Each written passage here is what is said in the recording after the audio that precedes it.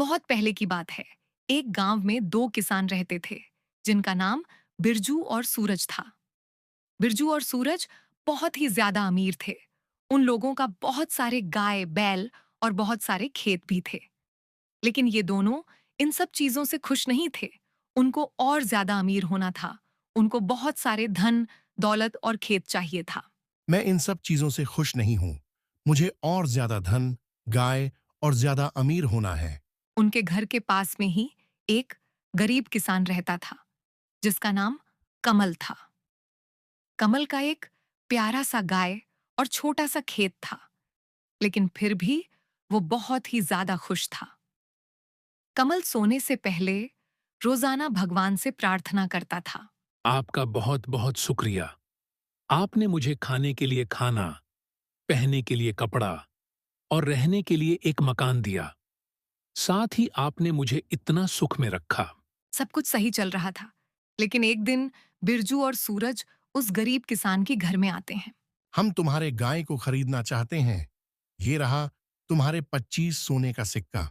मुझे मेरा गाय को नहीं बेचना है, तो आप लोग अपने घर चले जाइए वापस। ये सुनकर उन दोनों को बहुत ज्यादा गुस्सा आता है। सूरज, उस छोटा सा किसान ने हमारा बहुत बड़ा मजा उड़ाया है। हमें उससे बदला लेना चाहिए। हाँ, तुम बिल्कुल सही बोल रहे हो। हमें कुछ तो करना चाहिए। सूरज, वो छोटा सा किसान खुद को लेकर इतना अहंकारी है। हमें उसको इस हालात में लाना है कि वो खुद से अपना गाय को बेचने के लिए मजबूर हो जाए, और ये हमारे हिसाब से सबसे सही बदला होगा। ठीक है, पर कैसे? हम लोग रात में उसका जितना भी फसल है, सबको आग लगा देंगे। जब उसके पास खाने के लिए कुछ भी नहीं रहेगा, तब वो जरूर अपना गाय को बेच देगा। योजना के अनुसार सूरज और बिरजू रात में कमल के खेत में आग लगा देते हैं। सुबह जब कमल आकर अपने खेत में देखते हैं, तो वो बहुत ज्यादा दुखी होता है। उसकी आंखों में आंसू भर आता है और भगवान से कहता है। हे भगवान, अब मैं क्या करूं? आखिर मैंने क्या गलती किया जो मेरे साथ ये सब हो गया? अब मैं कहाँ जाऊं? किसे मदद मांगूं?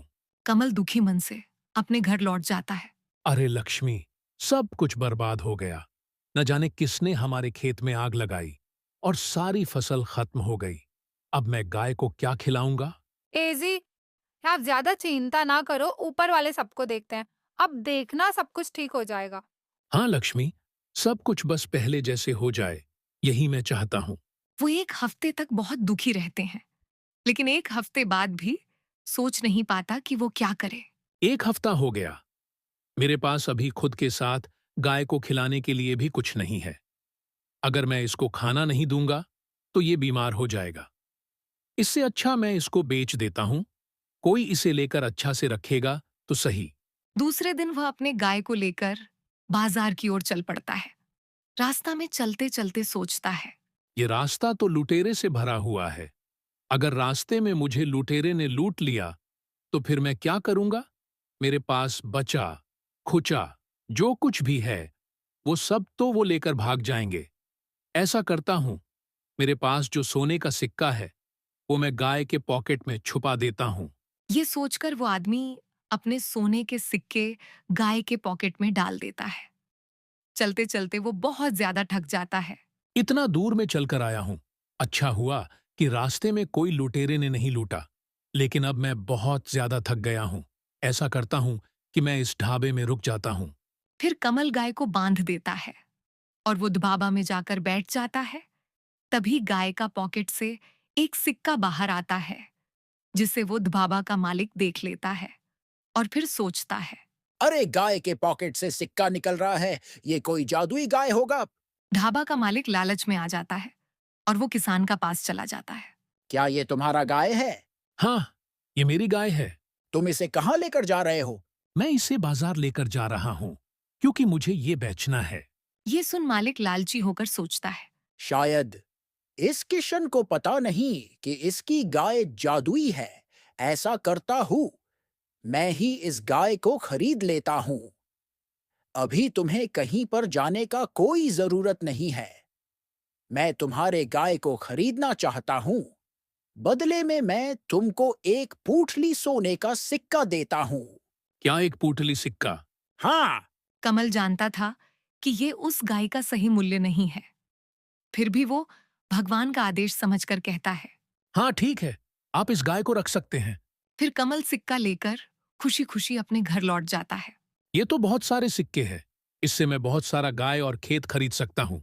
इतने सारे सिक्के, तुम्हें ये सब सिक्का कहाँ से मिला?